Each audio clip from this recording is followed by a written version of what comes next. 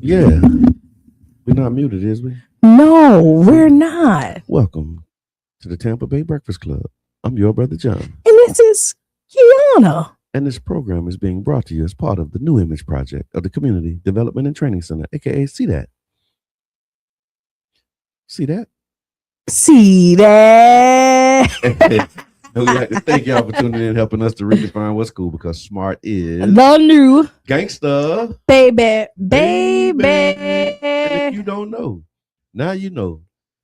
That's how I'm feeling this morning. That's how you feeling? Yeah. I am. Happy Monday. Yeah. Happy money. Motivation. No, motivation, money making Monday. Yes, Lord. Charlie Funk, what's good with you? Yeah. We changing the game and the world. Amen to that. Mhm. I unite with that fully.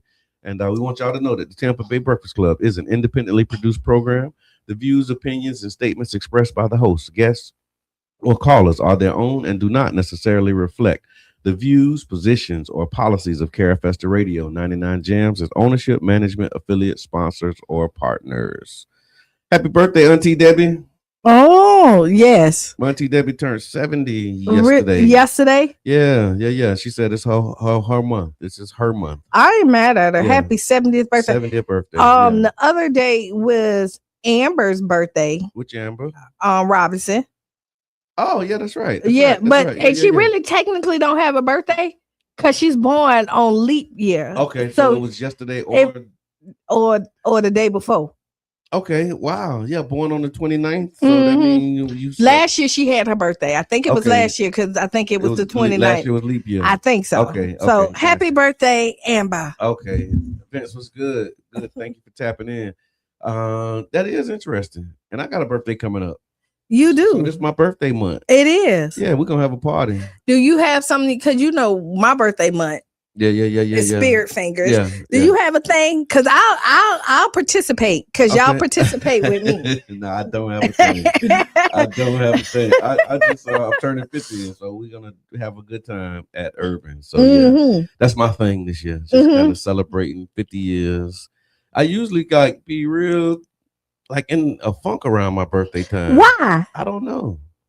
Like good morning, I struggle with birthdays. Like I was so sad. The saddest one I remember was when I was turning 18. Like I cried. Why? I didn't want to be 18. What you wanted to be? I don't know. You wanted to still be a kid? I just ain't want to be 18. And then a month after I turned 18, I got arrested in April.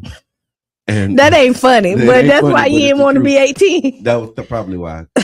Okay, yeah, I'm making grown folks decisions. I'm gonna have to pay grown folks dividends. So you're but watch this. So after I got arrested in April, the first question they asked me was, "How old are you?"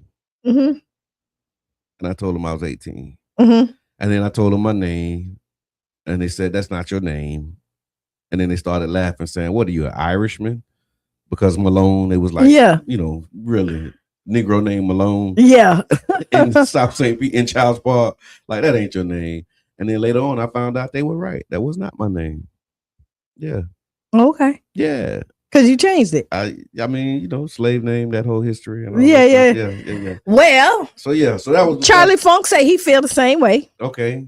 About birthdays? No, I feel like, okay, so birthdays for me. Yeah. Is I feel like I don't really ask for much. Yeah. That's the one day that like my people, like I really kind of go all out and they choose to come hang out with me. I think, when was the last time I actually had a party for my birthday? I can't even remember really. But this one gonna be big. We're gonna have a good time. Oh, we is. So it's gonna be March 21st at Urban. I'm looking forward to seeing my family, my community, and just people I love, people who love me. So yeah, we're gonna do that. Let's turn up. I like birthdays. Yeah, I'm a birthday girl. Like, don't come all stuffy and thinking, oh well, it's Brother John's birthday, and so like, no, Brother John want to have a good time. And you want to have a funky good time. No, I don't want to have a good time. I'm going to have a good time. Yeah. And my wife said, make sure that you tell them we're not there to talk about work. We're not there to talk about business. And please do not make my twin flame mad. Because if she's mad, I'm going to be mad. But like having a good time. So that's what we're doing. Yeah. Oh, man, the world is going crazy. Yeah, we went to sleep, woke up in the war. How about that, man? I mean, I guess that's how this happened. And it was like I thought you had to go to Congress in order to declare war? Like that's not a thing no more. So listen, I don't. Whatever the rules are, okay. I don't think they apply to him, or he don't think they apply to him, and nobody is forcing him to do something. But it's kind of like, what do you do? Like at this point, unless you like completely like fire him, there's no consequences for his actions. So he's just like, whatever. Yeah. Like I can break the rules. What y'all gonna do for me? Impeachment is a joke. They're just gonna or you just take me to court and we'll see how it goes. And I got all them in my I have all of them in my pocket. Yeah. So I gave them their job, so they're not gonna side against me. Hint, hint, hint. So I can kind of do what I want to do. So now we're over there in Iran, right? Yeah. And we're over there, so they mad at us, right? And then I think we hopped into the Mexican stuff, so they mad at us. Yeah, with the cartel, right? Yeah. They mad at us.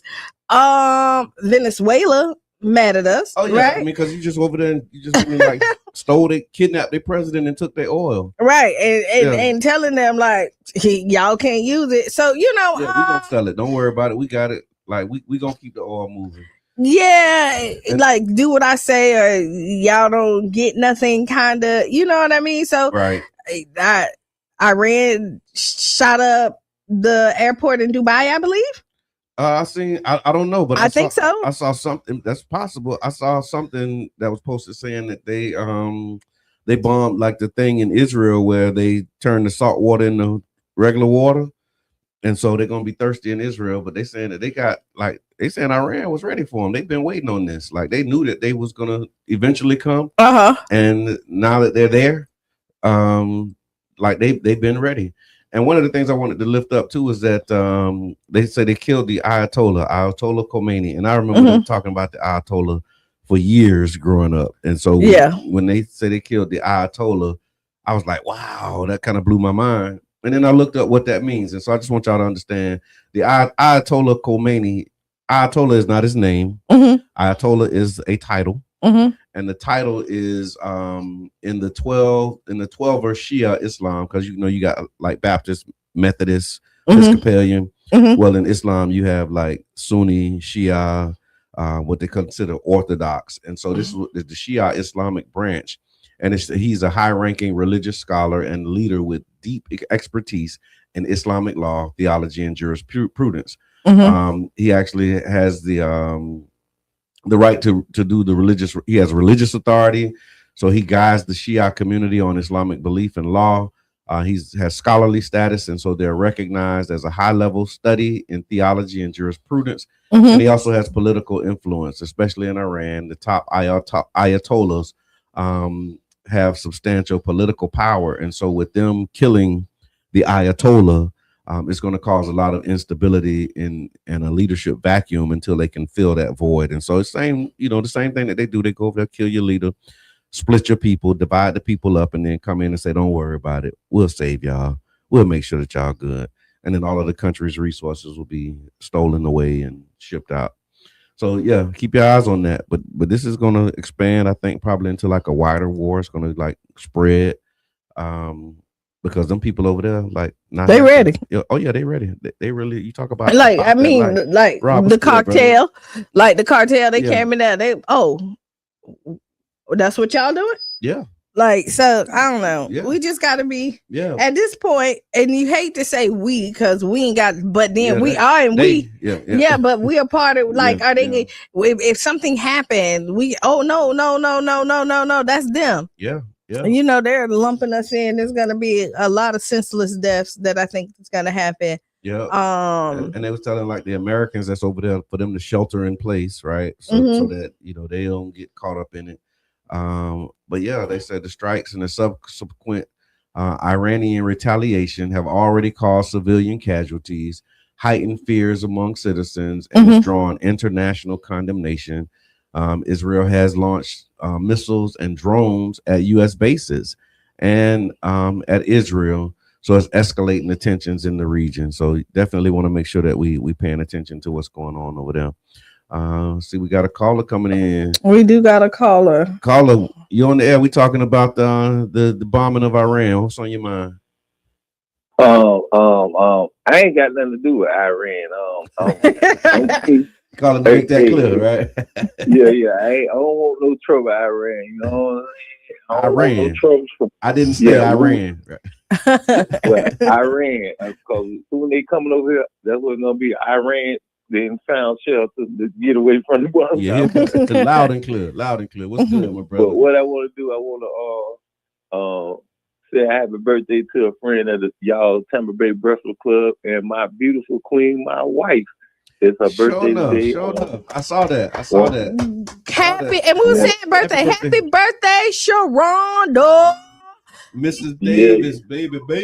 That's good, man. yeah. So I wanna put a special shout out, let the world know, let the Tampa Bay Breakfast Club know that my queen birthday today, and I'm going to work to hide from her. So happy birthday to you.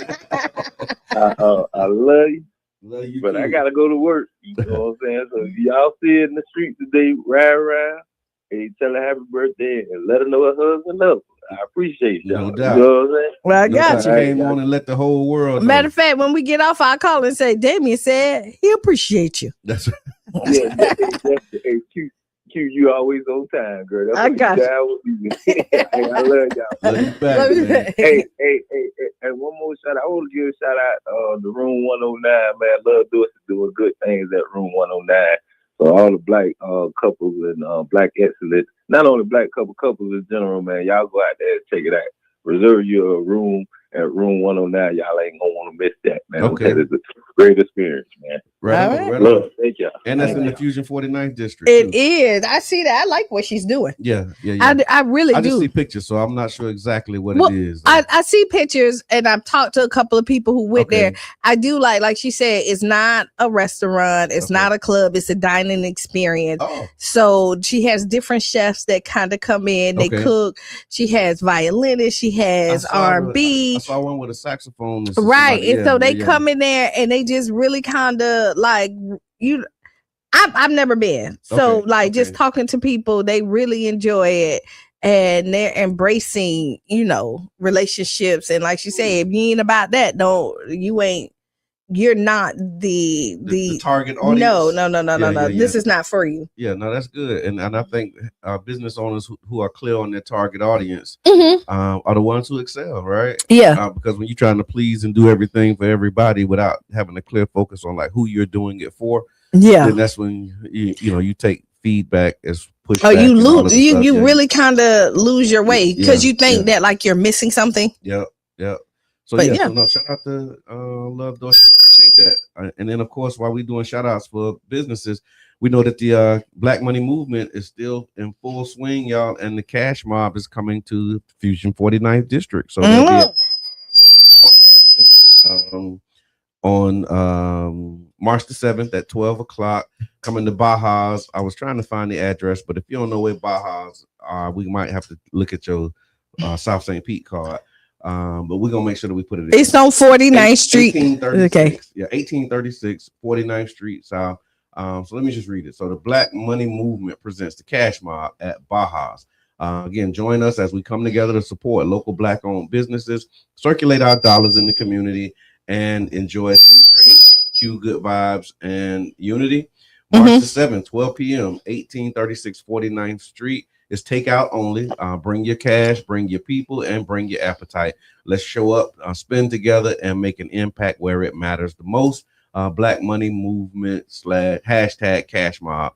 Support. So make sure that y'all pull up and be a part of the Cash Mob. Mm-hmm. Yeah. So when I was looking at this thing about the wars too, Okay. right? So just kind of going back to Trump and these wars. One of the things that I had was how they have lied historically to go to war. Mm-hmm. Like just outright just lie and say this is why we're doing this stuff. And so you got to be mindful when they tell you that they're going to war. The reason that they give you for going is usually not the reason that historically it is.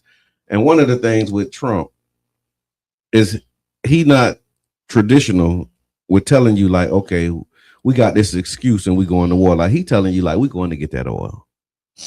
Like we're going to get the like before you used to have to figure out, if you wasn't conscious that that's what they was doing. But like he telling you now, We going because we want. That's a bully, we right? want I don't like it either way, Yeah. but then it does put you in a situation, I think, when you be like, oh, so you can do what you want to do. Yeah. Like before, people be like, no, like people can defend you. Yeah. Right? People could be like, because no, it's not really. they're No. doing that with civilians. Yeah.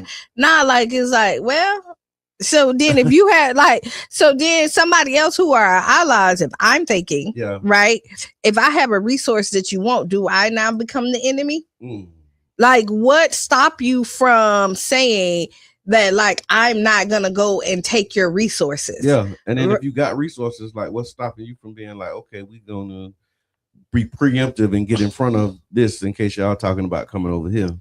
And then now we have people that probably are our enemies that's pretending to be our allies, because I know that would be my next go-to, right? Are we cool, dog? Yeah, no, yeah. But then people start to align. I can't even think. Allies, Yes, alliances and allies with other people who feel the same way, and then everybody's smiling in your face, and they're setting up something to attack. So I do think that it does weaken the defense system. There's a reason why, like, they tell a white lie. Sometimes, I mean, so this one of the things. So it was like, I remember this in school too. I remember we used to have to study this. They talk about the sinking of the Lusitania. This was like 1915, and the claim was that Germany had committed an unprovoked war crime by sinking a civilian passenger ship. What was later revealed is that the Lusitania was secretly carrying military munitions, including rifle cartridges and shell casings. Britain knew that the German U-boats were operating in the area, and they still allowed the civilians to get on the boat. The ship was registered as a legitimate target under international law because of the arms cargo. But what happened was that the U.S. public was emotionally mobilized using the image of innocent civilians while critical facts were withheld to generate support for the war. Then you had the Gulf of Tonkin incident. This was used to justify war in Vietnam. The claim was that the North Vietnamese had forced an unprovoked attack against you. That's the whole thing. Like, y'all attacked us and y'all shouldn't have.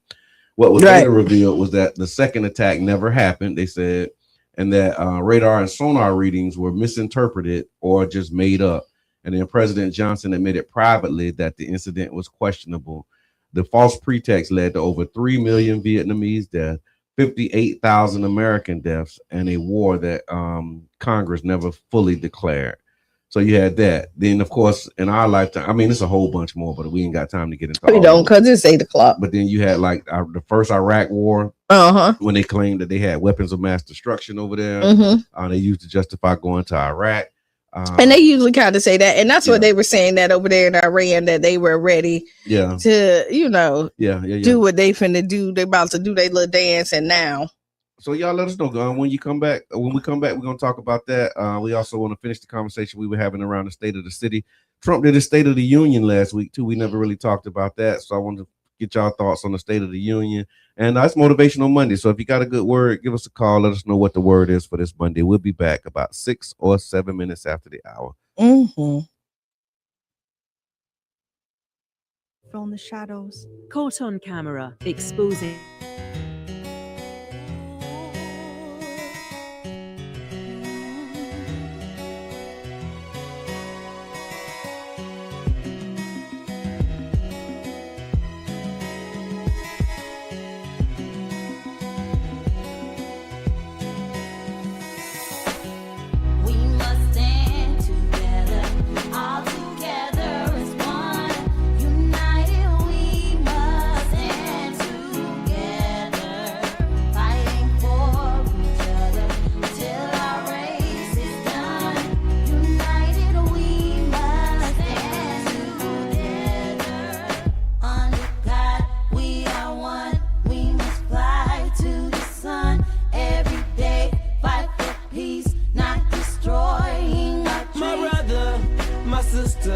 I got love for you, no lie.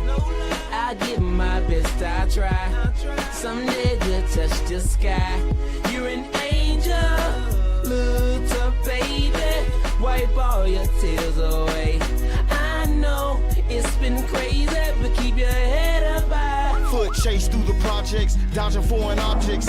Street knowledge, I should've went to college. Odds stacked against me, surviving off instinct. 3 blocks from the precinct. Lil' homie caught a case, others lost family members. Product of his environment, projects produce violence in the middle of the streets, cause that's how we eat. Just a rap about the trap don't mean I ain't about peace. We must stand together, all together as one. United we must stand together, fighting for each other till our race is done. United we must stand together. Under God we are one. We must fly to the sun every day, fight for peace, not destroying our dreams. Peace in the streets, love to my brothers, love to my sisters. We all need each other. Children need their mothers and they need their dads. Taking a life that don't make you bad. The fact that you do that is so sad. Pocket watching, plotting on another man's cash. Pick up a book instead of picking up a gun. Increase your knowledge and that'll increase your funds. If everyone succeeds, then crime would decrease and people would live instead of resting in peace. Unity, that's what we need. Stand up and be a positive force in the community. We are one, we must fly to the sun every day, fight for peace, not destroying our dreams. We must stand together, Must stand together. all together as one. As one people. United we must United stand we shall together, rise. fighting for And you fight for me till our race is done. till we see God. United we must United stand we will rise. together. Clap with me. Under Clap. God, we Clap. are Yes, one. sir. We must Clap. fly to the Clap. sun. GB on the Every track, day, man, and I mean fight this for is from the peace, heart. not destroying Back and our forth to dreams. prison, cause my position in the ghetto is wishing. My dreams is in my hand, man, instead of so distant. Violent crimes on my record, showing judges I'm reckless. Guess they think I'm rich and young, like Young and the Restless. Every time I see a young brother rich in peace, got to be the only time when I watch TV. Cause the struggling and suffering is all I see. Besides muscling and hustling that wall with heat, I point the finger at the devil, boy, for taking my peace. Cause the only way to live is to take to the streets. But they rate me as a villain for the killing and dealing. For what? My last resort to make me a living. I don't give a damn, tell them so what? I'm gonna survive even if they threaten me with life. The arms of poverty hung tight, making life a fight. But in the sky, we got to unite. Keep your head in the sky. We must stand together, all together as one. United we must stand together, fighting for each other till our race is done. United we must stand together. Under God we are one. We must fly to the sun every day, fight for peace, not destroying our dreams. We must stand together, all together as one. United we must stand together. Indirect cost of talks European between the gas has U.S. and soared over Iran and 50%. Geneva when Iran agreed to zero stockpiling of uranium as a guarantee that it would not pursue a nuclear weapon. Iran's Foreign Minister Abbas Araghchi condemned the U.S. for abandoning diplomacy. Contrary to Americans, that their record is very bad and very negative. You know, this is the second time that we negotiated with Americans and they decided to attack us right in the middle of negotiation. In Israel, an Iranian ballistic missile struck a residential district of Beit Shemesh on Sunday, killing 9 people and wounding 27 others. Another strike killed a woman in Tel Aviv. Other Iranian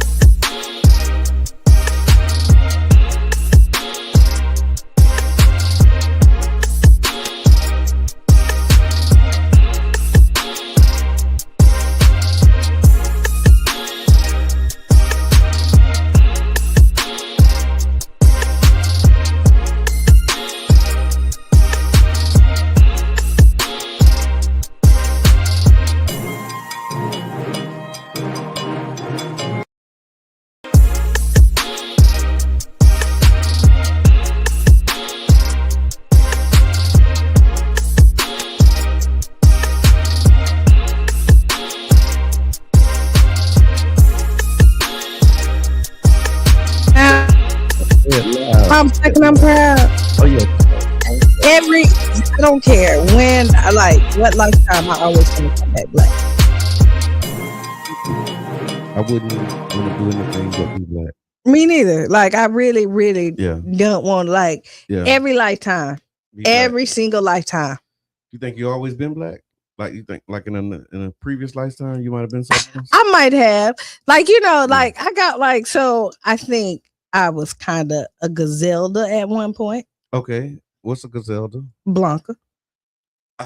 That's in your past life I was, experiences. I was definitely a mermaid. Okay, I would absolutely agree with that. Yeah. And then on the flip side over there, I think I probably was a part like of the FBI or something like that. Okay.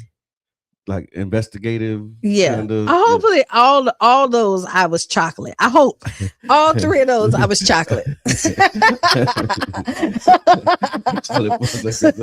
hilarious. But I feel it though, yeah. Well, welcome back to the Tampa Bay Breakfast Club. I'm your brother John. This is Qiana. And this program is being brought to you as part of the New Image Project of the Community Development and Training Center, aka See That. See that. And we like to thank y'all for tuning in and helping us to redefine what's good, because smart is the new gangsta. Baby. And if you don't know, now you know. Now you know. And we want to remind everybody that the Tampa Bay Breakfast Club is an independently produced program. That means the views, opinions, and statements expressed by host, guest, or callers are their own and do not necessarily reflect the views, positions, or policies of Carafesta Radio, 99 Jams, its ownership, management, affiliates, sponsors, or partners. You said your dad's birthday coming up 2 weeks. Tomorrow. Yeah. His birthday. Yeah. Mm-hmm. We got a Would You Rather. Would you rather what? Would You Rather is brought to you by Jerish Martin LLC. Mm-hmm. So would you rather be an example of discipline or the voice of unwavering encouragement? Would you rather be an example of discipline or the voice of unwavering encouragement? That's a good one. What are you gonna go with? I'm gonna go with the example of discipline. Yeah, of course. I like the example of discipline, because if I'm an example of discipline, that means I'm doing what it need to be done and I'm getting stuff done. Yeah. Then that example will hopefully inspire others to get it done too. Because a lot of times the reason we don't get stuff done is because we don't have discipline. So that's really kind of where I was going, like in my mind, like kind of playing with it a little bit, because if you are disciplined, then you can get everything you need to be done. You can encourage people to do stuff, but if they don't have the motivation or the discipline to get it done, it don't matter what you say, because you're wonderful. Yeah, and you then can do it. You can do it, but then they just sit at the edge of the pool and never jump in. Yeah. So I'm going with discipline as well. It became clear to me, in this moment, because I was talking to somebody, and they called me. You know, I'm blessed. Like I'm really blessed, right? Because I get phone calls with a lot of people that they share ideas with me about things that they want to do, and the reason I say I'm blessed is because over the years, I've seen and helped people workshop so many ideas, right? And to be able to see, like, I remember when that was a thought. I remember when you first had that idea. And so to be able to see, like, you know, from the idea stage to the execution and like pulling it off, like that's one of my like greatest joys, right? I love when people say, hey, I got this idea for this thing. And then I give them I sprinkle a couple things on it. Yeah, you give them a little bit of that unwavering encouragement, and then they go off and do it. Right, that's one part of it. The other part of it is you got people that bring you ideas and they want you to do it.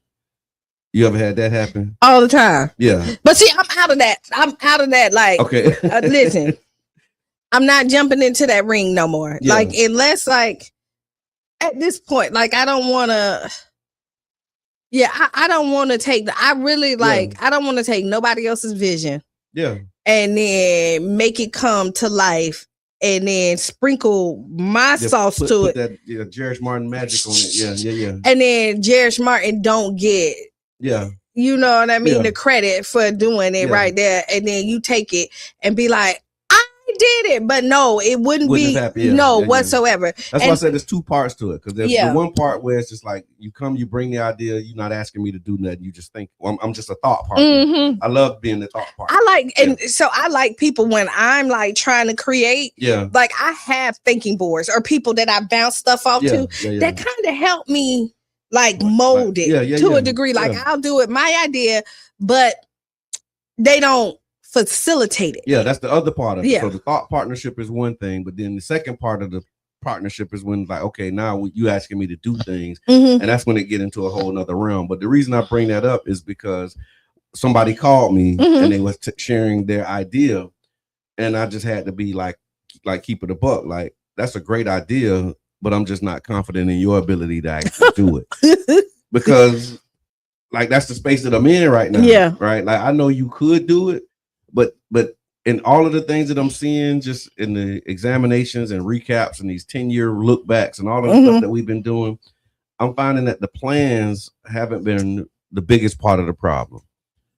The biggest part of the problem is the discipline to follow through and execute. And that's the hard. I mean, to be honest, discipline is hard. Like I know for me to sit down on my computer is probably the hardest thing. And I need I really need to do it. Right. That's a big part of it. And I know that I suck at it. Yeah. No, I don't hide it. Like I know that I suck at it. Yeah. But once I sit down and commit to it, I get so much done. Yeah. And I'd be like, why didn't I just do it? Like, why didn't I just put that aside and sit it down? So discipline is definitely important. And that gets you out of the thinking about a stage into the actual production. Right. Of it, because a lot of times as well, thinking about it is harder than actually doing it. And so you're thinking about, I got to do this and I need to make sure I do this and do that. If you just get up and start doing it, you'll see that it don't take as much time, effort, or energy as it did in your mind. It doesn't. Yeah. And you know where else I'm at? I'm okay with sliding on out of stuff too. Oh yeah. No, that ain't for me. Like once I used to be like once I started, like I feel like I have to like see it all the way through. Yeah. But once I realize like it's not a good fit, it don't make only person that's gonna be really uncomfortable is me. Yeah. And I'm not in the stage where I have to be uncomfortable for anybody at this point. I hear that loud and clear. Yeah. So that comes with clarity.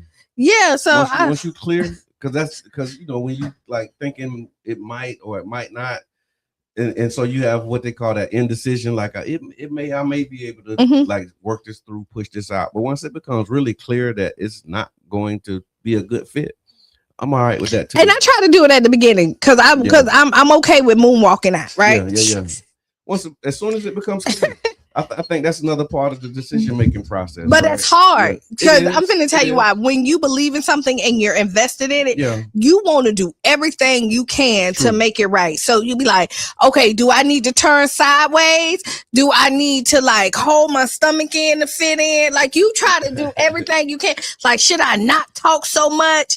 Like you try to, before you get to, once you're invested and you really care about something, you try to do everything you can. And that's a sign that like your integrity and you really want to be involved in the project. Here's what I found. Something you said that just kind of like made it click for me when you said you want to do everything to make it right.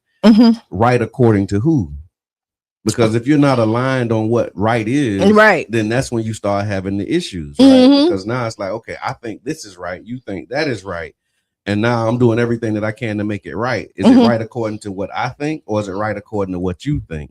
And that's where those early conversations have to happen and those continuing conversations have to happen. And you are aligned on what is right. What is the outcome that we're really pushing forward? And then once you get to a spot where you just see that it's not going to line up like that, then I'm okay these days with saying, you know what, man, here's everything that I have for you to win. Yeah. Go win. And then I'll celebrate with you. And I'm looking forward to the victory. Like I'm really about that. So in the comments, we got some comments about what would you do? Would you let me say still walking on it? Let me go back, because the would you rather that we're asking is, would you rather be the example of discipline or the voice of unwavering encouragement? Yubi said discipline. Kiwi says the example of discipline. Still working on it though. Yubi, you can be encouraged and do nothing or do wrong. Mhm. Amen. It takes discipline. It takes discipline to make a discipline. I hear that. I like making sure the money doesn't get lost or wasted. Mhm. That's a beautiful thing to be in love with. Mhm. And then imagination versus implementation. That's a big one. And let me tell you, That's when a you're big trying one. to change your life, Yeah. discipline is very important. Yes. Because as soon as it get hard, if you're not disciplined, Yeah. you will slide, but you will backslide to what took you into Yeah. the life that you didn't want before. Right. And so you have to be disciplined because unfortunately adulthood is kind of ghetto. And so like your bills come every 30 days. They don't stop. Yeah, they disciplined. They don't send that regularly, consistently, on time. You know, you don't want to go to your job. Like people gonna get on your nerves, but I think going to a 9 to 5 is way better than going to the streets and then have to risk doing, 9 or 5. Yeah. No, I hear that. 5 to 9 I hear or that. whatever, however you want to say it.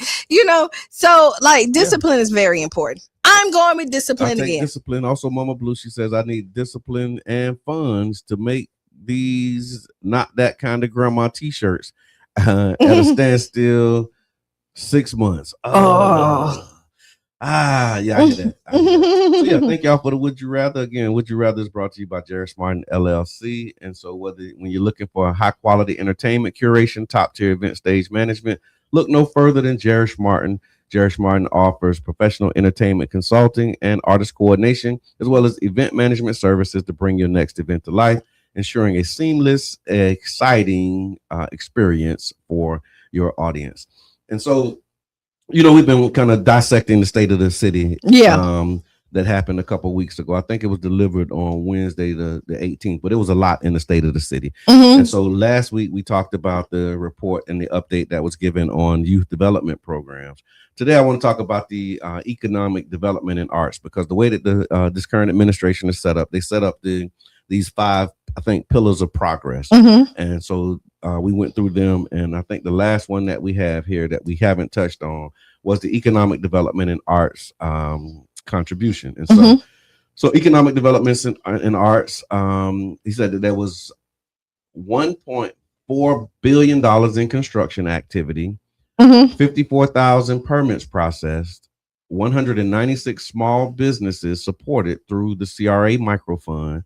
Manhattan Casino is reopening this summer. The municipal marina modernization is advancing. There's ferry service between St. Pete and Tampa is launching year-round. And then there's 66 nonprofits that have been supported through the ARPA services program. And so the mayor is positioning the city as a city of growth and opportunity, especially in tech, arts, and mobility. My question is, do you think that this development is happening equitably across all neighborhoods? With all of this activity that's going on, do you think that it's happening equity and that the majority of the people are benefiting? And if not, who's being left behind? I know that was a lot of. So I do think people are left behind. Okay. And only because I don't think that, and I could be wrong. I think they put the programs out there and I think they are good programs, but I don't think they're intentional about getting the people.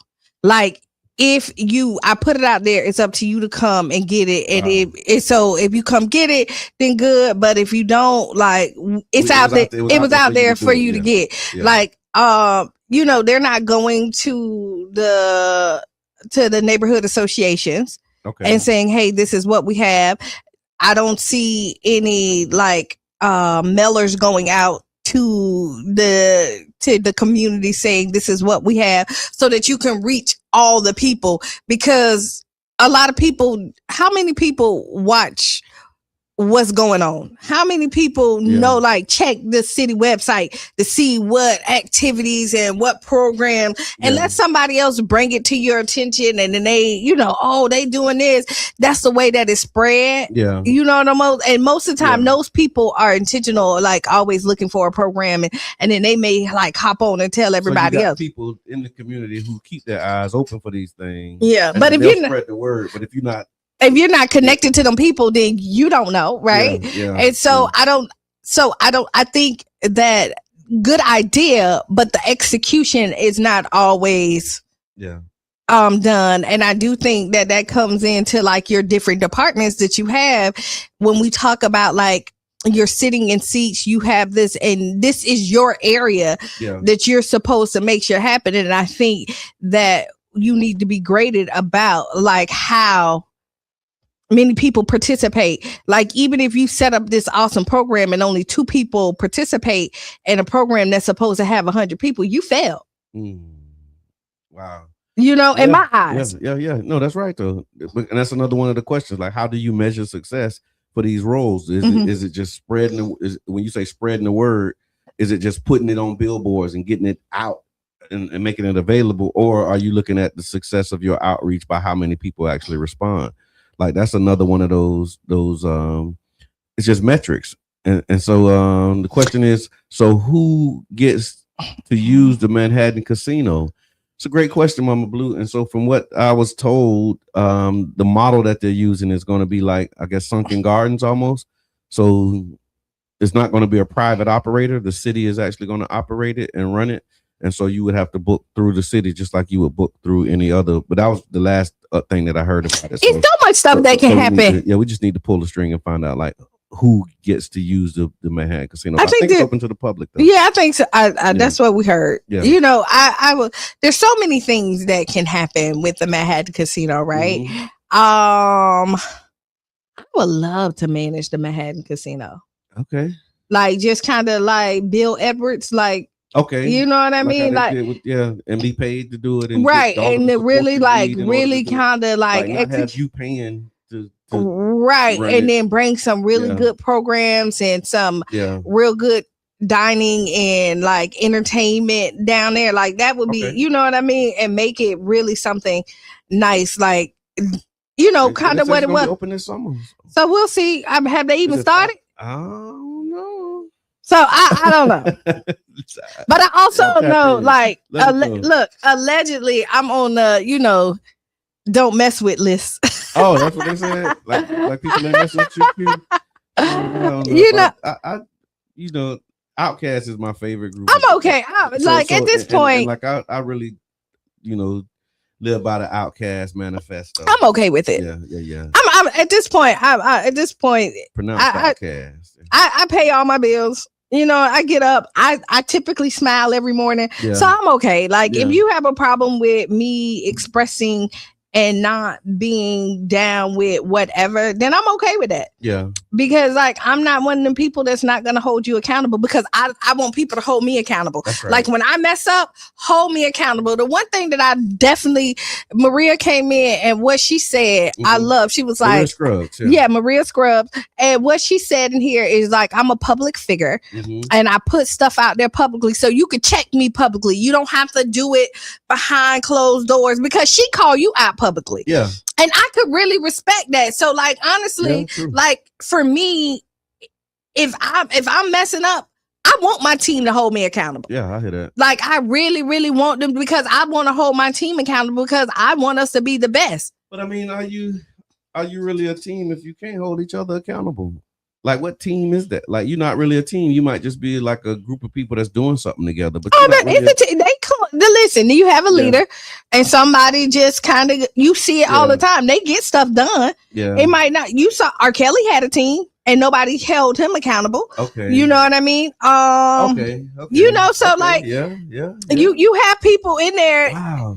So their accountability is a good thing. Like, you have people who don't hold people accountable for their bad actions. What contributes to that? Like, what is it? Is it the attitude of the leader? Control. Okay. So but somebody how do you set that culture where people they don't feel like they can tell you nothing? Like, is it because of the money? What makes it where somebody feel like, because I'm just never that person. Like, I'm always going to be like, you know what? That ain't right. Because if somebody feel like they need. Yeah. So there's a couple of things, right? So y'all chime into this. So it could be you done did dirt, right? And I know your secrets. And so like, I can't call you out because I'm doing the same thing. Let me pause you right there. No, let me pause you, because we had a study group. Let's go. In our study group. No, just to kind of give you that, because you're absolutely right. And one of the questions that we asked, this was years ago when we were still on 9th Street over there, 909th Street with the Bay Area Study Group. And in that study group, we were asking about like why people don't correct other people. And one of the things that they said was because you're doing the same thing. Yeah. Right. So it's like either they, like you said, you either had the dirt on them or like I'm doing dirt and I know you doing dirt. So for me to try and call out your dirt is probably going to make you react by calling out mine. And so we just all pretend like it don't happen. We just act like ain't nothing wrong and everything. But everybody knows it's like these open secrets. Right. That nobody They call says. it tacit consent in some places. Yeah. So we have that. Yeah. Right. We also have somebody has a hidden agenda. Okay. To overthrow the throne. So they let you keep going and bump your head. Right. So that they can come in and save the day. Right. And then so that is the thing. And then two, people know that they're not living up to what they're supposed to do. So again, it's the call me you out. Like I can't call you out again because I'm not doing my part. Yeah, yeah. So those are like three, you know, that like some people just riding other people's coattails and know that like at this point I'm not doing what I'm supposed to do, but I'm getting a paycheck. Yeah. So I'm not gonna call them out because then if I call them out again, it's the call out. So again, it comes to accountability. So people don't like to be accountable. So when you don't like to be, when the other person don't like to be accountable for what they're doing, they don't make anybody else accountable. Yeah, I think that's another part of the leadership dynamic when you setting up your teams. This is something that it was brought to my attention. I want to say 2016. I went to a training and we were talking about the different types of leaders and the different type of people you want to have on your teams, right? Free game. We had to pay a lot of money for it, but it's free for y'all. So you have your leadership, your visionary leader, right? That's the one who paints the pictures and shows you like, here's what we can do. Here's what's possible. Then you have your process leader, which is the one that's going to show you like, okay, in order for you to get that vision that you have, here's the process that you need to follow. Then you have your task leader. Now that the process is established, here somebody's going to make sure that the things that you need to do are actually getting done. But then there's this other one that a lot of people have a problem with in the broader spectrum. It's the ethical leader, right? And the ethical leader is the one who's going to question and make sure that what we're doing is what we're supposed to be doing and making sure that we're on mission and that we're aligned. And in some spaces, they call that quality control. Yeah. Well, if you just into doing stuff and you want to just do stuff and get stuff done, and somebody's like saying, or they're pressing you on the quality of what you're doing or the reason behind what you're doing, that ethical leader usually gets, a lot of the bad name. Like they think you being negative. They think you know what I'm saying? Like, oh, you always got to be negative. It's like, well, I'm the inspector. So right. we've established a standard that we said we're going to operate by. And then this ethical leader is making sure that we're operating based upon. And they become the outlier. Yeah. Right. And then they become the person because you're not a part of the clique. And then when you're not a part of the clique, they start to make lies about you. Right. No, Q, they are a part of the clique. They're more a part of the clique than any other part of the clique because they said we're going to make sure that we're doing what we said we was doing. But if you didn't, like, to be honest, people don't be signing up for that. They don't sign up for you to make some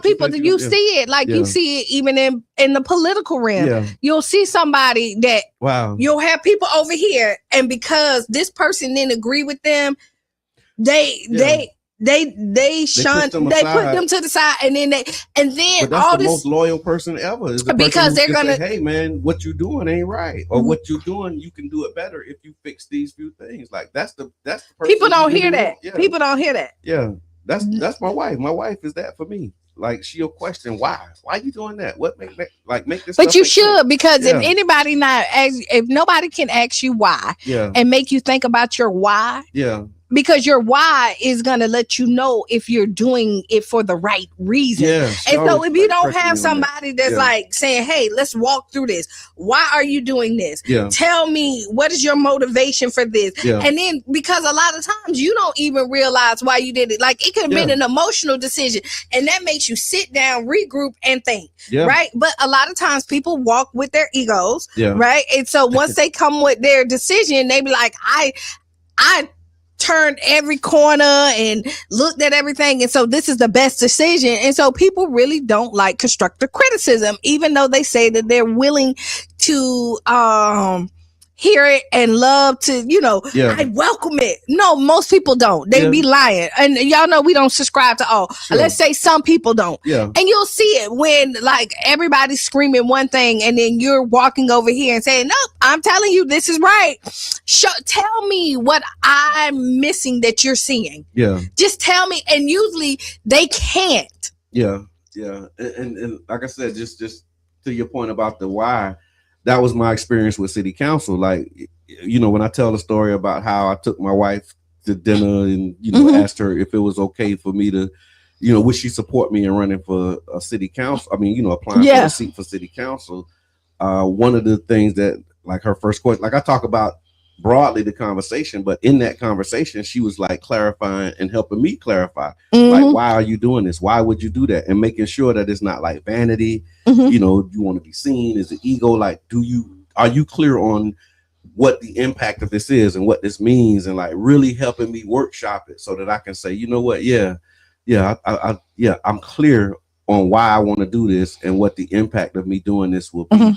But without having somebody like that, and then when you doing it, to say, hey, I thought you was doing this for that reason, but based upon your actions, it looks like you're doing something other than what you said. Like, man, if you ain't got nobody like that on your team, then man, what? And then when you can't ask the why and people feel it's time to walk away. Yeah.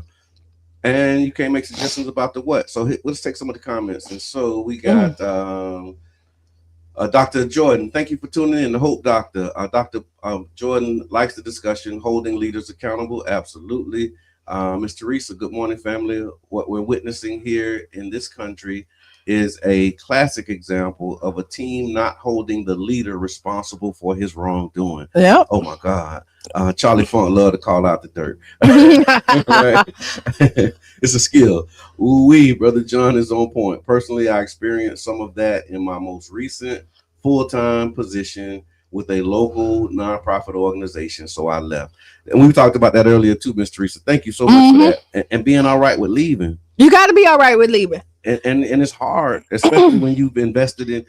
Here's the thing. Here's one of the challenges I think with leaving, particularly with organizations, right? Because you sign up for a mission, and when you sign on to the mission and you believe in the mission and you're really working for it, and you see the potential of like we could really help a lot of people, right? We could really have an impact in doing this work, and then you start getting into it and you weaving, and then the leadership or those who are in certain positions are not on the same page, or they're not as mission focused as you are.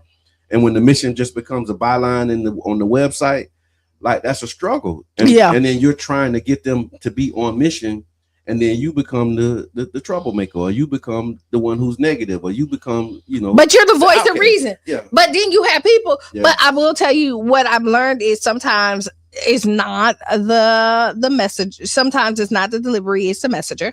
And sometimes it's the opposite, right? Okay. Because when you walk in, like if I know you don't like me, it don't matter what I say, you're already ready to rebuttal. Like you're listening just to rebuttal me, not to hear anything. Some people can put their feelings aside, but if you walk in there and I have the greatest idea ever, and if you have some type of problem with Qiana or anybody else, you typically don't receive what they're saying right there. But if you like Brother John and he comes in and can deliver the message and you receive it, I'm happy with that too. So you really have to know your audience, right? Yeah. And know who's the person that you need to send in. Like at your household, like when I want something, I like my mama, it's going to be Cheyenne or Corey. Okay, that's who got to go get it. Yeah. Like I just took her shoes, right? I went to the house. My shoe broke. I took her shoes and I said, "Oh, I'm not gonna tell her." So technically, I was stealing. You just stole her down, though. Yeah, no. But let me tell you something. No. She found out. But let me tell you what happened. Hold on, Carla, 1 second, and then I'm gonna let you. So I took the shoes, but Cheyenne is like, "Oh yeah, put the shoes on." Boom, boom, boom, boom. So I had my mom in my car and she was driving, and I actually put my foot on the dashboard, not thinking, and she said, "You got my shoes." And then Cheyenne on the phone, I said, Cheyenne gave them to me. Her whole attitude changed. Now, I was finna get it. Yeah, but because it was Cheyenne. Yeah, so I know Corey, Cheyenne, and Giselle. I hear that. Hey, Carla, introduce yourself. What's on your mind? A motivational Monday. It's you. I'm just listening to y'all, but I'm just saying that, morally, you can make anything okay with yourself. But Oh, you might don't have an ethical ground to stand on. So a lot of times it be when it start out, it sounds like it's ethically sound and it's what we all gonna do. And then when you get involved, you realize this don't agree with your morals and what they doing. that's right. It ain't what you agree with. So now you stuck at the dilemma. Do I stay or do I go, or do I turn a blind eye and don't say nothing? Wow. Yeah. So when it disagree with your morals or your ethics, because ethics is for everybody. Yeah. Morally, you can make anything right because it only agree with yourself. If you say, well, they did this to me, I think it's morally right, I can go do it to them. The only person you agree with was yourself. So that's your morals. You can take it any way you want. But ethics is the whole group overall. I hear that. I like that. I hear that. Appreciate that. Thank you. Thank you for that framework, man. And that is because you see people like, how like two stories, like one person will come up with a story and then you hear a whole nother story and you be like, wait, they don't even match. Yeah. Right. Yeah. Because people lie to themselves all the time and then can talk themselves into being okay with their decision that they make. Like, when you make a decision, I always tell people, it ain't up to me to make you okay with your decision. Like, if you wrong me, like, my forgiveness is for me, not for you. Yeah. So I don't have to come to you and tell you I forgive you. Like, it's not my job to make you feel good about a decision that you made. It's not my job to make you feel good about a decision that you made. No. Okay. So you brought up a great point that kind of came up. We talk about justification, right? And I just heard you say it too in a different way. How people can make anything that they want to do seem right. Yeah. Even if it's wrong. Yeah. And I think that's the challenge, right? When you start thinking about like you shouldn't do something, but you have to talk yourself into, or you have to give yourself a reason to do it. I think that speaks to like just our nature. Like you know better. And so you can't just go out and just do wrong. You have to like give yourself an excuse to do wrong. Remember that time you didn't put gas in the car? I remember that time. That's why I took the car and never put gas in it again, because you didn't put gas in it that one time. But you should have put gas in the car. But you didn't put gas in that last time. Okay, so you got to make not putting gas in the car right because of something I did. That's the kind of stuff that it's like it makes life so much more difficult. It does, because it's a thing. But you have to justify. But you got to justify your actions and saying like, "Dang, I messed up." Yeah. Like, no, you got to have a reason.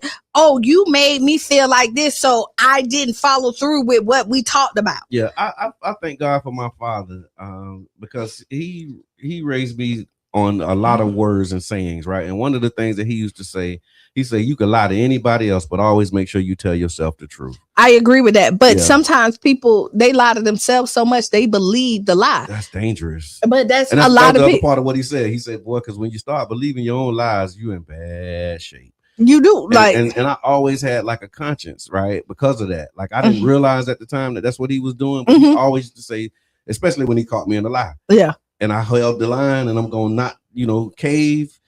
And he know I'm lying. Yeah. As like our parents do. Yeah. And he would just say, okay, well, listen, you can lie to anybody else, but just always tell yourself the truth. Because when you start believing your own lies, you in bad shape. And it's unfortunate that we see that happening. But for me, I've always been all right with accepting responsibility for my part in whatever it was that I did. But people are really delusional. I done been somewhere in the panel. Yeah. And somebody has lied straight to the person who's involved. But because they really believe this lie, they confused you. Have somebody ever came to you and talked to you about something and you be like, you remember? And you be like, yeah, but then they done convinced you. Okay. that this is true, and something in your soul saying this ain't right. Okay. Yeah, Right. And yeah. and then when you think about it, like, nah, they so wrong about that. Like, I did not do that. But they done came in there, they believe they lie, and they done convinced you to believe they lie. So here's another thing that I'm glad you said that. And it's motivational Monday, y'all. So this kind of we just kind of doing what we do. Yeah. Y'all know when Mr. Evan ain't here and this is just me and Q, we just kind of just float on, ride the wave. Yeah. We just riding the wave. Sometimes we get hyped, And but like, Mr. I don't know Edmund where is the I hype. don't know how we landed on this, how we started here, but we so now we're talking about ethics, right? Mm-hmm. And for me, when you this is another one of the things that I've gotten to, and I've always been here, Mm-hmm. but I'm here now more than ever, right? When somebody comes to you and they ask you if you remember XYZ, and even if they're convincing, I'm just not. If I don't remember, I'm gonna tell you I don't remember. Yeah. Because you've seen people like just to get them to go ahead on and tell the rest of the story. Oh yeah, I remember. And then hopefully in the middle, like you get it. You Oh tryna no, perfect I it. remember. But if I don't, I'm like, I'm sorry, I don't remember. And Yeah. then they start pressing you. You do remember. It's like, okay, no matter how many times you repeat it, especially if you just keep saying the same thing, Yeah. I'm not gonna remember. Like if you add more context or if you add some other pieces, then maybe I'll remember. But if you be like, Brother John, John, Brother John, it's like I get people like don't know who you're talking right. about. And no matter how many times you say their name, I'm not gonna know who you're talking about. I'm with you on that. Like, And I'm okay with just like saying, okay, well, what's the point that you're trying to make? Because like this piece of it, I don't remember. And because I used to do that, like I'd be like, oh yeah. And then I see these videos now, just kind of off topic, but on topic. There's a guy who does these videos on Facebook, and he'll go around just talking to people, and he'll just be saying like anything, like something random and something crazy. He'd be like, hey, Q, you got the thing from the Gaussian? And they'd be like, yeah, I got it. He'd say, how? And then they'd be like, whoa. Well, because you just going along with the conversation. You want the conversation. Or you're not listening. Or you're not listening. Oh, yeah. And then he say, how? How what? Right. And that's when you know you got them. But I just don't like putting myself in that. No, I do my best to try to be as honest as possible. Yeah. No, that's it. And it's just a personal thing. Feels real good. Let me see. When it makes you feel good, people find any justification. That's or right. when you're doing bad to somebody, you have to justify it. Of course. Yeah, and then you come up with whatever justification. Because usually a good person will try and justify it. Now you just got to be a horrible person to know that you're doing somebody bad and don't care. Like you ain't trying to make no excuses of why you're doing it. You just doing. Are you really?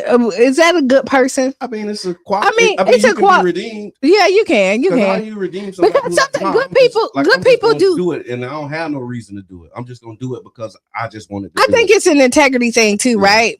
But then again, accountability. Yeah. Good people do make good people do make bad decisions, right? Sure. I don't think that instant in like something you did in one situation should dictate like every interaction. Yeah. But I do tread lightly after that. And there's some interactions that will make me look at you different forever.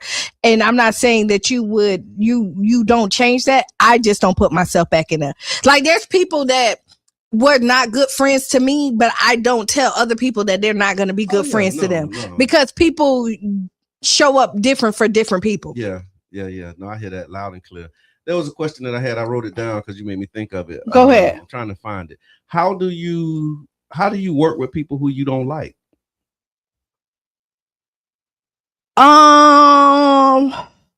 This is called adulthood. Okay. Right. This is really it. And I think we give us a call. Let us know what's and I think what happens is we work with people we don't like all the time. Like when you go to your job, you do it. Yeah. And it depends on what. Oh, no, that wasn't it. I put it in the chat. I'm glad I saved it. How do you work with people you know don't like you? How do you work with people who you know don't like you?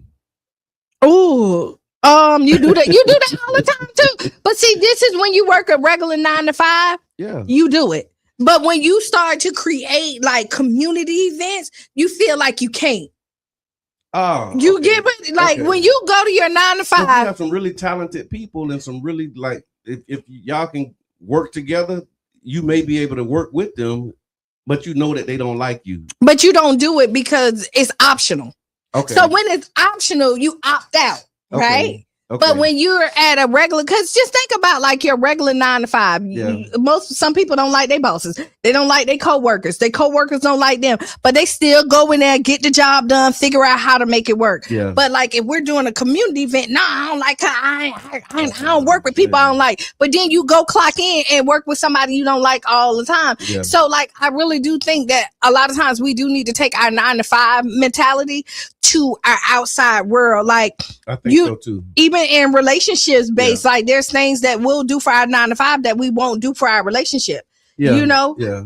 No, that's right. That's right. And the reason I'm asking this, another one of the reasons, not the reason, but another thing that's coming up for me as we talk about this is because there are people who I know don't like me, but if we ever work together, like I know we can really do some amazing things because of the positions that they're in, the resources that they have, my mind, what I bring. But it's like the only thing that's stopping us from really helping a lot of people is the fact that you don't like me.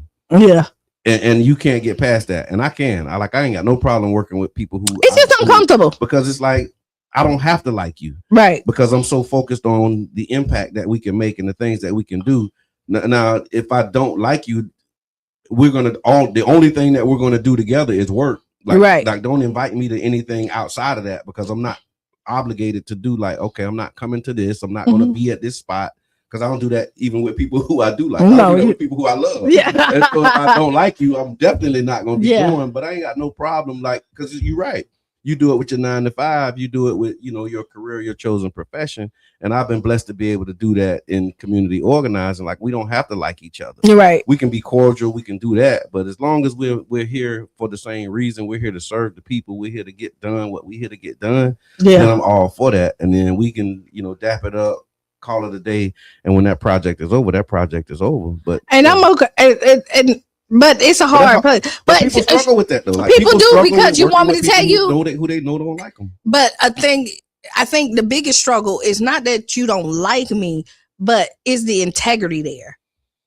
Like, so how, like, and that's the thing is when you're working with somebody in the project, you got to trust that they're going to do their part. Okay. So if you don't like me, are you going to still execute the part that we need to work together because it's me? And so that becomes the struggle right there. I hear that. It's not the dislike. It becomes distrust. Right. And it's the distrust people can't get through because if we working on something and you don't like me and then you be like, yeah, you're right. It's hard to work with people you can't trust. Like, I can not like you, but if I don't trust you, it's totally, Yeah, that's right. Thank you for that context. Tiff say, you just do it. You just do it if it comes to the 9 to 5 because you don't have a choice. Yep. Let me see. That's a manipulative person, said Charlie Funk.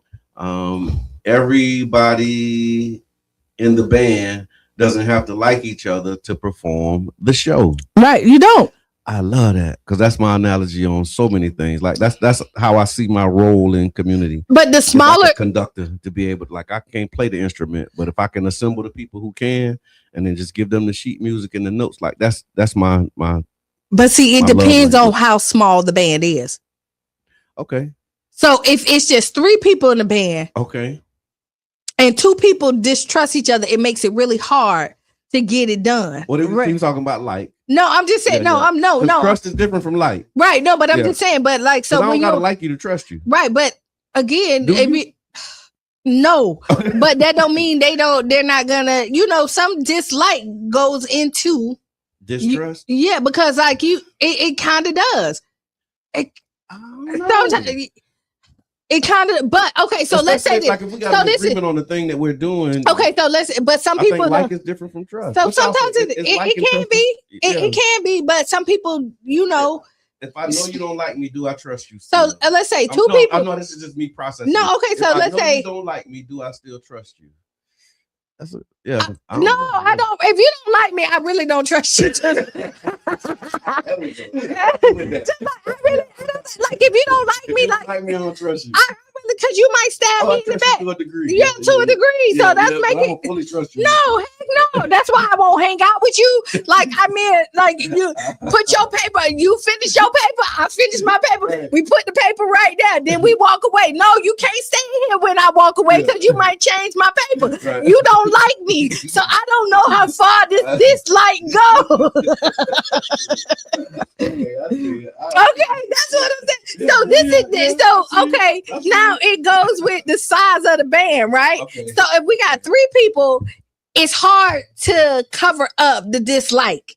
Let me say that. Okay. Now, if we got 10 people, the dislike can be. it can be mass because we got buffers. Okay. We got people that come in and I might like that person and you might like that person. So that's our buffer person. So our dislike does not interrupt what is happening. So how do you feel about people who recruit others to join them in their dislike of you? I don't agree. Yeah.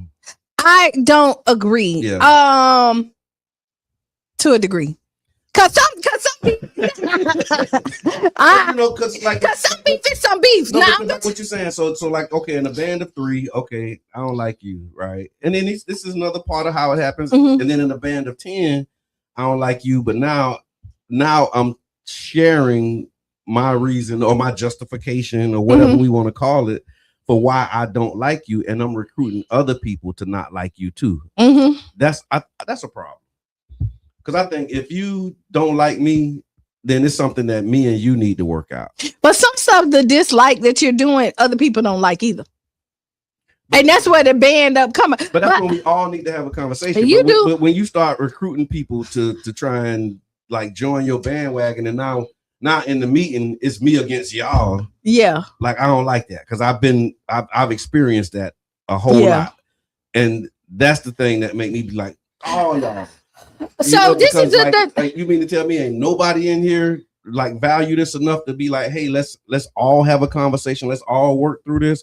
But y'all kind of formed you had your little secret council for revolt and overthrowing, and then now you're gonna come together when we could have just like the original 2 people who was in that conversation could have worked through it because it might have been something real small that we could have handled. It usually is really small that you can work through, but typically like I'm okay with y'all if something is wrong and the group has talked about it. Like sometimes like, okay, I come to you like I'm experiencing this. Like I ain't saying all this, but this is what I'm saying. And then you agree with me.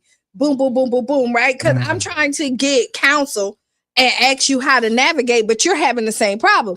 Then boom. Now I go to somebody else because you can't help me navigate this for real. And then somebody else said, now we bring it to the masses. It seems like we're double teaming you, but no, we all have the same problem. So like, I mean, if you're handling finances wrong and we all show it, but I'm the one who brought it up and I'm the one, because some people don't say nothing. But that's what I'm saying.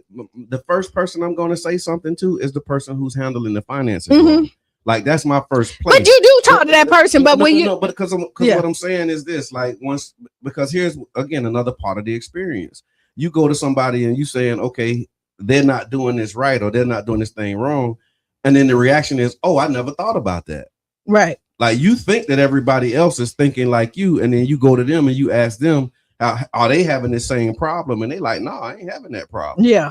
That's the issue that I have with that, because now you put a problem on somebody who they didn't have and they can't do nothing about. No, and they're not even a part of it. Like, but now they like, oh, you know what? Now that I think about it, but they do that. But or it flip up, because people have come to me and say, hey, like this is what I see, boo, boo, boo. And then I'll be like, well, have you thought of it this way? Yeah. And so that person can be the clarity that the other person needs. And my question is, have you talked to them about it? So no, that'd be my question. Like, why you telling me? If you haven't talked to them about it first, that's a flag for me. Right. When you come to me with a problem with another person and I ask you, have you talked to that person already? And you tell me you haven't, then that's a flag. Not that it's the end of the world, but for me, I'm taking notes, because why would you come to me and you have, and then we can say, oh, well, I was going to go to them and I know you got away with words. Maybe you can help me. And how I go to them.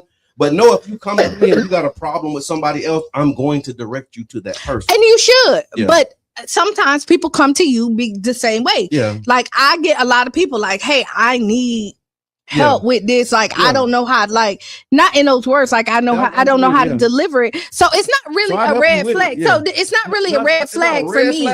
But it's a caution signal. But if you say no, then I'm like, that get my attention. But if you're coming to me from a sincere place and really want to figure out how to execute it, and you want to get it, I think that's a smart move, right? Because like when I don't, it's not a caution, it's not a red flag, it's nothing. If you're coming from a sincere place and not coming to bash, right? Because I know I have interacted with this person, and every time I say something to it, it goes left. Boom. Not for this situation, but I've been walked in there and said stuff, and we just. So now I have this problem, and this how could you help me, God, so that I don't have this? Boom. And sometimes again, I'm not the person that needs to come and say it. Because it's not going to be received. So if I'm coming to a third party, because I know that you're the person that can, like a voice of reason, maybe, right? And you can be the voice of reason, and you could say, "Qiana came to me." You know what I mean in the whole thing. But this person, and I'm gonna call Qiana and be like, Qiana, if see, that's just. I'm okay with it. I'm just different like that. Like I'm telling you, like if I say it once, I say it twice. And if I call this, that's what I'm and see what I've experienced, and we probably can do. We can continue this on What's on Your Mind Wednesday. But that was early on in some of my interactions where I have people would bring me their problems that they have with other people, and they wouldn't say them to other people, and then I would like now I subscribe to your problem. I hate when I see the other person, I'm speaking to that person about your problem, even though it's not my problem. Right. But because you scared to say it, I'm feel like I gotta say it. And that's manipulation. But then they leave me out there when I say, hey, no, now that we hear it, I thought we was here. And then they be like, what you talking about? That is manipulation. Like I got jammed up no, that's manipulation. That is, and I don't like that. When you know, because loyal people link up with their people. And they take their problems and make it theirs, right? And they know that about you. And then that person will still be scheming and smiling and kicking with that person. And then they'll put you up to fight their battles. I don't. That's blazing, that's a big red flag. And that's a different situation. You know what I mean? Like you sending me up, and like I had a talk with somebody, like everybody got a problem, but you're the only one that's speaking. You're the only one that's without your job, right? Everybody else still have their job, so you got to move smart. Like you can't take on everybody else's beef when it ain't yours. I had to learn that. Yeah, you do. Well, you know it is 9 o'clock. It is Motivational Monday, so I hope you were motivated, inspired by something that you heard this morning, man. Human relationships, really focus on that. Communication, reality and affinity, man. Y'all make sure that you're communicating openly, communicating honestly, and communicating often. That would be my final thought on this motivation. Oh, you changed it. Okay. I mean, I'm just kind of going with I like it. Be the change you want to be on this robust conversation. Be the change you want to be. See, discipline.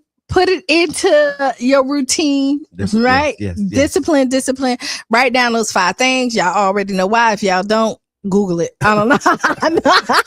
Just to make you, just 5 things that make you feel good. Stay tuned for Sister Hughes. Make you lose your shoes and shout all around the house. This has been the Tampa Bay Breakfast Club. I'm your brother John. And this is Qiana. And we out.